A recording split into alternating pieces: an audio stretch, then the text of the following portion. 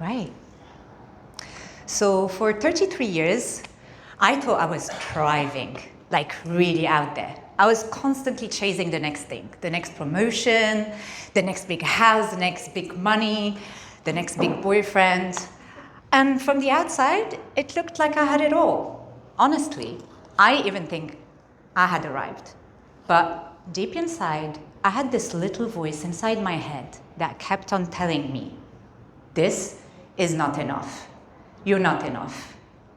You see, there is sometimes these doubts that come and creep up, but the reality is, how do you reconnect with yourself?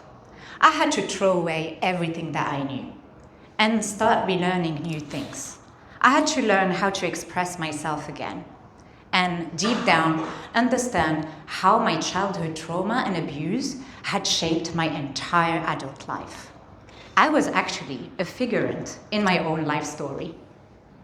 So eventually, I decided to make it my mission to heal out loud so we can finally come to an agreement in the light of our shared stories that shame doesn't need to survive.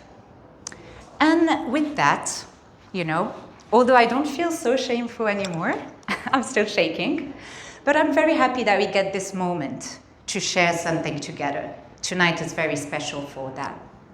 Because eventually, where it all started is how crippling it was to feel.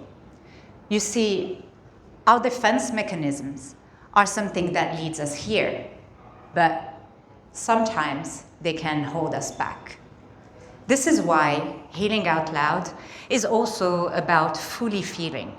Stop running away from ourselves. I was numbing myself, hiding in addiction, trying to run away and lose myself in work, in toxic relationships, in alcohol. I knew I had to hop off that hamster wheel, but I didn't know how. But resilience was the thing that made me just trust that I was going to figure it out. This is the 3 lessons that I want to share with you today. Eventually, that resilience can be learned.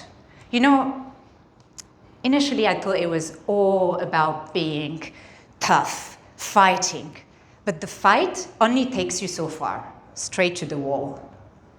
Eventually, self-love is something that helps you keep it all together.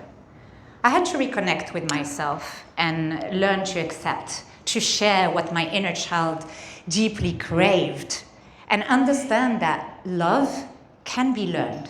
It's a practice. So I took actions. I asked for help, went to therapy, and the breakthrough happened by speaking up, actually sharing out loud, understanding what were these fears inside that I actually didn't quite accept or even know and understand. So it was about relationship, not necessarily the toxic ones that I was chasing, but it was about mending the one that I had with myself. Which leads me to another lesson, one about the importance of sharing as a way of liberation. A little bit like what we're doing here tonight, but plus. Accepting to feel in the first place. I was so scared to feel, so scared of my own emotions. But when I finally did, the liberation was much better than jumping off that plane. And to be honest, it was worth it. I definitely recommend go skydiving. It's amazing. But essentially, what we cultivate in this moment as we connect with ourselves is that capacity to share with others what we're feeling, what we have lived. And in those moments is where the magic happens. It's actually where we get to connect. Because in belonging, this feeling of belonging that we create with this community, there is no room for loneliness. There is no room for shame anymore. And that is very precious. We give each other permission to heal when we share with each other. We give each other permission to be, no matter what happens to us. And we move the pain away from just pain into purpose. So I'm going to ask you tonight, guys, what part of you is waiting to be heard? Thank you.